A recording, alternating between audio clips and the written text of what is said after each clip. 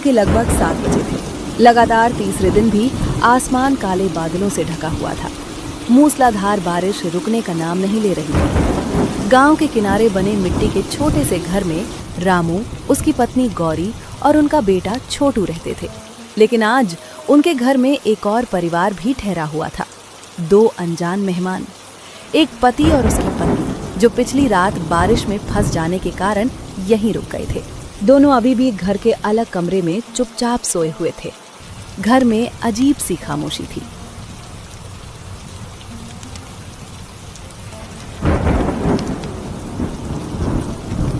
अजी, रात तो किसी तरह निकल गई, लेकिन अब सुबह हो गई है। मैं सुबह से यही सोच रही हूँ कि इन मेहमानों को नाश्ते में क्या दूँ। घर में आटे की डिब्बी लगभग खाली हो चुकी है। दाल भी बस मुट्ठी भर बची है। अगर सब कुछ आज ही बना दिया तो शाम को छोटू क्या खाएगा? मैं भी यही सोच रहा हूँ गौरी। रात को जब ये लोग भीगे हुए हमारे दरवाजे पर आए थे, तब उनसे मना कैसे करता। इतनी तेज बारिश में अगर हम दरवाजा बंद कर देते तो शायद सारी उम्र खुद को माफ नहीं कर पाता। मैं मना करने की बात नहीं कर रही हूँ अजी, लेकिन हालात देखिए। हमारे अपने घर में खाने का ठिकाना नहीं है, ऊपर से मेहमान भी हैं। अगर उन्हें सूखी रोटी भी देंगे तो मुझे शर्म आएगी। गरीबी से शर्म नहीं करनी चाहिए गौरी, बुरे व्यवहार से शर्म करनी चाहिए। हमारे पास जो है वही प्यार से खिला देंगे। शायद भगवान हमारी नीयत देख रहा हो। हर बार आप यही कह देते हैं, लेकिन जब छोटू भूखा होकर मेरी तरफ देखता है ना, तब मेरा दिल बैठ जाता है। इतने में छोटू उठकर बाहर देखने लगता है।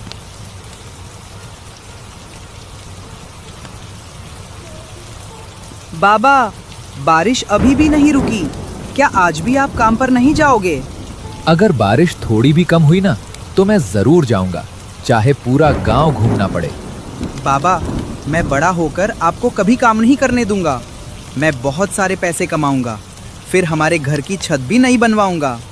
रामू कुछ पल के लिए चुप हो जाता है। उसकी आंखें भर आती हैं। बस बेटा, भगवान करे तेरी हर बात सच हो। रामू बाहर बारिश देखने चला जाता है।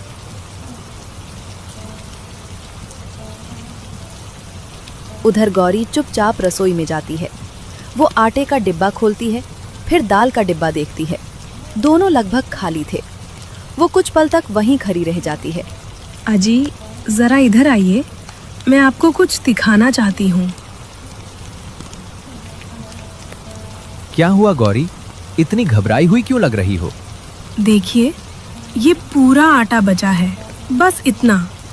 और ये दाल मुश्किल से 1 बार की।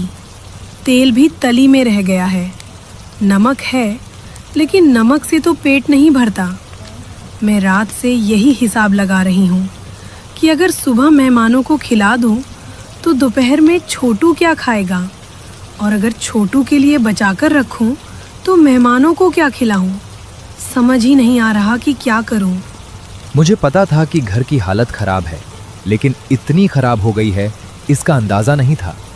मैं आपको इसलिए नहीं बताती थी क्योंकि आप पहले से ही परेशान रहते हैं, लेकिन अब छिपाने जैसा कुछ बचा भी नहीं है। सुबह से मेरा मन रो रहा है अजी।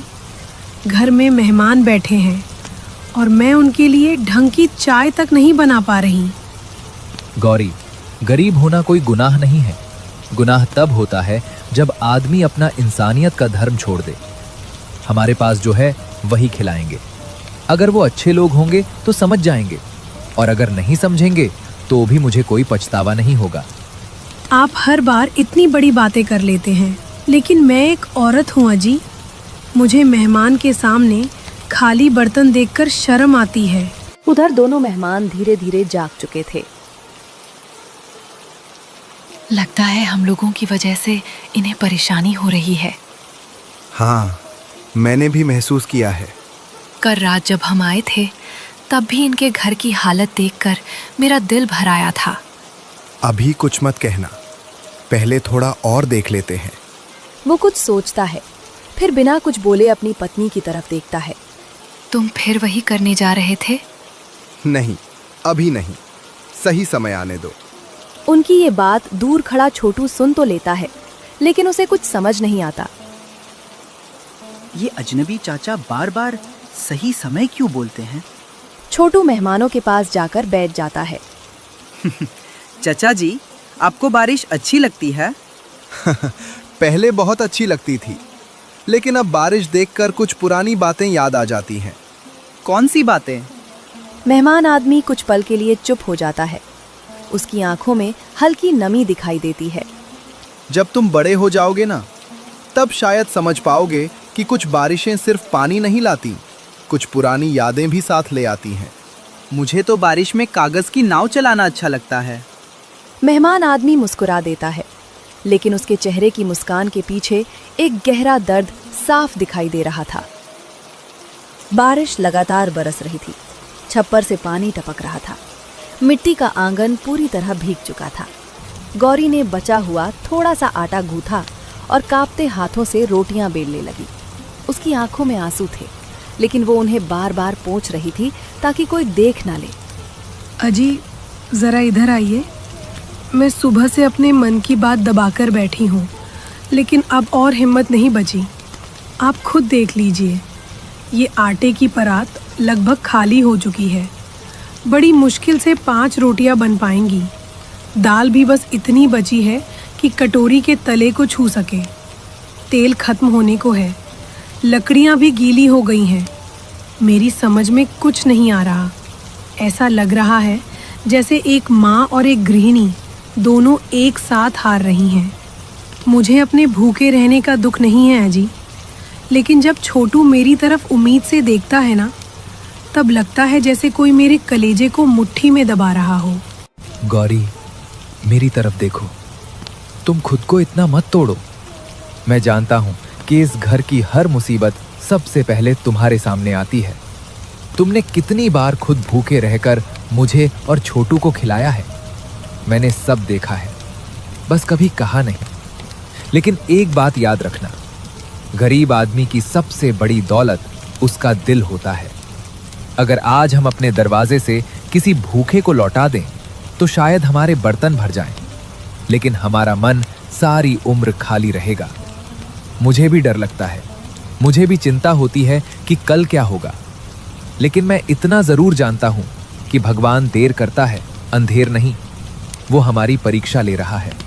हर बार आप भगवान का नाम लेकर मुझे समझा देते हैं, लेकिन कभी कभी मेरा विश्वास भी डगमगा जाता है। सोचिए, 3 दिन से बारिश हो रही है। आप मजदूरी पर नहीं जा पाए। घर में 1 रुपया नहीं बचा। उधार देने वाले भी अब मुंह फेरने लगे हैं। ऊपर से मेहमान भी हमारे घर में हैं। मैं उन्हें बोझ नहीं कह रही, भगवान गवाह है, मैं ऐसा सोच भी नहीं सकती। लेकिन उनकी खातिरदारी ठीक से ना कर पाने का दुख मुझे अंदर ही अंदर खाए जा रहा है। अगर इंसान की इज्जत खाने की थाली से होती तो दुनिया के सारे अमीर सबसे अच्छे इंसान होते, लेकिन ऐसा नहीं है गौरी। इज्जत दिल से होती है। हम उन्हें झूठी शान नहीं, सच्चा अपनापन दे रहे हैं। मुझे यकीन है अगर वो अच्छे इंसान होंगे तो हमारी मजबूरी समझ जाएंगे। कुछ देर बाद गौरी ने कांपते हाथों से थाली सजाई और मेहमानों के सामने रख दी। भैया, बहन जी, घर में बस यही बचा था। अगर खाने में कोई कमी रह जाए तो मुझे माफ़ कर दीजिएगा। सच कहूँ तो पहली बार ऐसा लग रहा है कि मैं अपने घर आए मेहमानों की ठीक से सेवा भी नहीं कर पा रही। आप लोग बुरा मत मानिएगा।